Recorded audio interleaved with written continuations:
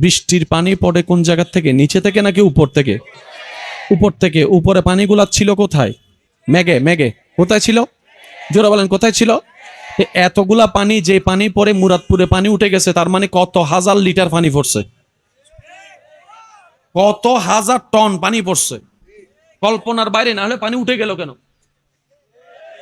এবার এই পানিগুলো আসলো কোন জায়গা থেকে? মেঘ থেকে। মেঘকে জিজ্ঞেস করেন, তুমি যে বৃষ্টি নিয়ে বসেছিলা, এই বৃষ্টিগুলো তোমার কাছে পানিগুলো আসলো কোন জায়গা থেকে? তখন মেঘ উত্তর দেয়, আমার কাছে আসেনি, আমার কাছে আনা হয়েছে। কে এনেছে? বলে যে রব্বুল আলামিন। রব্বুল আলামিন, সুবহানাল্লাহ বলেন না? তো কিভাবে আসলো? পানি তোলার জন্য আমাদের বিবেক বলে, ব্রেন বলে, জ্ঞান বলে, বিজ্ঞান বলে, কম্পিউটার বলে, পানি তোলার জন্য একটা ফাইবের দরকার হয়। পানি তোলার জন্য সেই ফাইবের মধ্যে একটা মেশিনের দরকার হয়, যে মেশিনটা যত পাওয়ারই, সেই পানিটা তত উপরে যায়। 5 তলায় উঠার জন্য এক রকমের মেশিন, 10 তলায় উঠার জন্য আরেক রকমের মেশিন, 30 তলায় উঠার জন্য আরেক রকমের মেশিন। এটাই তো আমাদের জানা আছে, যত উপরে যাবে তত পাওয়ারফুল হবে। তাহলে এই 10 তলা 20 তলা বুরুজ খলিফার উপরেও চলে যায় মেঘ, বুরুজ খলিফার উপরেও চলে যায় মেঘ। তাহলে এই মেঘে তোলার জন্য কত বড় মেশিনের দরকার?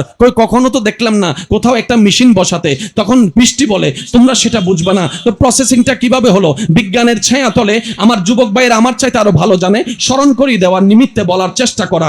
কিভাবে হলো? বলে যে সূর্য মামা যখন প্রখর তাপ দেয়,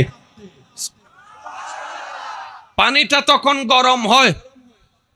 গরম হলে আস্তে আস্তে জলীয় বাষ্প হয়ে পানিগুলো উপর উঠতে থাকে।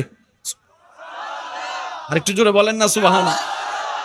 শীতকালে গরম পানি দিয়ে গোসল করি বেললাই ভাই, দাও দেয় ডেকসি গো মামাতে, গরম হই না কেন বুঝো?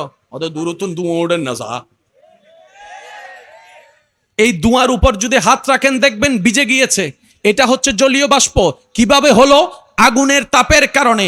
সূর্যের তাপ যখন নদীতে পড়ে, সাগরে পড়ে, ওই সাগরের পানিটা জলীয় বাষ্প হয়ে উপরে উঠতে থাকে। মুরাদপুর থেকে উঠতে থাকে, কর্ণফুলী থেকে উঠতে থাকে, বার্মা থেকে উঠতে থাকে, কলকাতা থেকে উঠতে থাকে, দুবাই থেকে উঠতে থাকে, আমেরিকা থেকে উঠতে থাকে। ওই উঠা সেই জলীয় বাষ্পগুলাকে এক জায়গায় হয়, এক জায়গায় করে। তো টানার জন্য তো কিছু দরকার আছে। বলে যে টানার কোনো কিছুই নাই, কিন্তু হয়ে যাচ্ছে অটোমেটিক বাতাসের লেভেলে।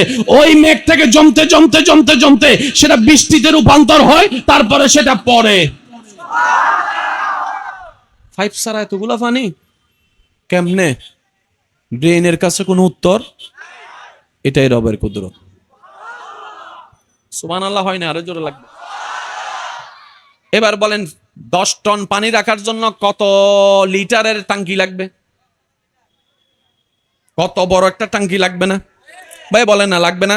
কমন সেন্সের কথা, লাগবে তো। এবার সব পানি আল্লাহ কোথায় রাখলেন? কোথায় রাখলেন? এই মেঘকে বেদ করে কত হাজার বিমান গেছে, কোনদিন টাঙ্কির লগে বাড়ি খেয়ে ধ্বংস হয়েছিনি? টাঙ্কি কো? আরেকবার যদি সুবহানাল্লাহর আওয়াজ ছোট হয়, আমি কিন্তু ককটেল বোমা মারিয়ে দিব কইলাম আমি। আরো জোরে সুবহানাল্লাহ। এত লিটার টনের পানি কই টাঙ্কি তো নাই, বিমান তো আটকাই নাই। বিবেক বলে ইজ টোটালি ইম্পসিবল। রব বলে একবার আমার দিকে তো তাকা, ইন্নাল্লাহ আলা কুল্লি শাইইন কাদির। আমি রবের পক্ষেই সম্ভব।